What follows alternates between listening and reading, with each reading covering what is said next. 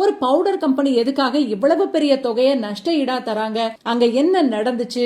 யாரு வழக்கு தொடர்ந்தா இந்த பணம் யாருக்கு போக போகுது? பவுடர் எப்படி கேன்சரை உருவாக்குது?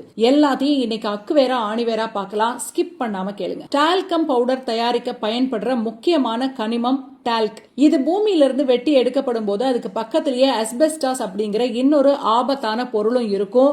இந்த அஸ்பெஸ்டாஸ் அப்படிங்கிறது உலக சுகாதார நிறுவனத்தால புற்றுநோயை உருவாக்குற காரணியா அறிவிக்கப்பட்ட ஒரு பொருள். டால்க் சுரங்கங்கள்ல இருந்து பவுடர் தயாரிக்கும் போது அதுல மிகச்சிறிய அளவுல இந்த அஸ்பெஸ்டாஸ் துகள்களும் கலந்துடுது. அதுதான் குற்றச்சாட்டு. இத கம்பெனி மறைச்சிட்டாங்கன்னு சொல்லி பாதிக்கப்பட்ட பெண்களும் அவங்களோட குடும்பத்தினரும் நீதிமன்றத்தை நாடினாங்க. இந்த வழக்குகளை தொடர்ந்தது பெரிய நிறுவனங்களோ அரசாங்கமோ கிடையாது. சாதாரண பெண்களும் கேன்சரால உயிரிழந்த பெண்களோட குடும்பங்களும் தான். குறிப்பா அமெரிக்காவை சேர்ந்த ஆயிரக்கணக்கான பெண்கள் தங்களோட பிறப்புறுப்பு பகுதியில பல வருடங்களா இந்த ஜான்சன்ஸ் பேபி பவுடரை தூய்மைக்காகவும் வியர்வை வராமல் இருக்கவும் பயன்படுத்தி வந்திருக்கிறாங்க.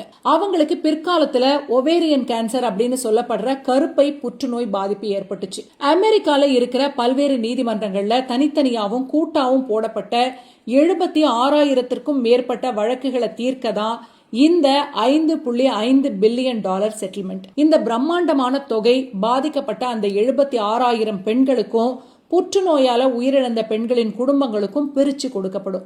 சரி, இப்ப ரொம்ப முக்கியமான சயின்டிபிக் பகுதிக்கு வருவோம். நம்ம உடம்புல போடுற பவுடர் எப்படி வயிற்றுக்குள்ள இருக்கிற கருப்பைய பாதிக்கும்? மருத்துவர்களும் ஆராய்ச்சியாளர்களும் நீதிமன்றத்துல சமர்ப்பிச்ச ஆதாரங்கள் படி இது எப்படி நடக்குதுன்னு விளக்கமா சொல்றேன். துகள்களோட பயணம். பெண்கள் தங்களோட பிறப்புறுப்பு பகுதியில டால்கம் பவுடரை பயன்படுத்தும் போது அதுல இருக்கிற மிக நுண்ணிய டால்க் மற்றும் அஸ்பெஸ்டாஸ் துகள்கள் உடலுக்கு உள்ள நுழையுது.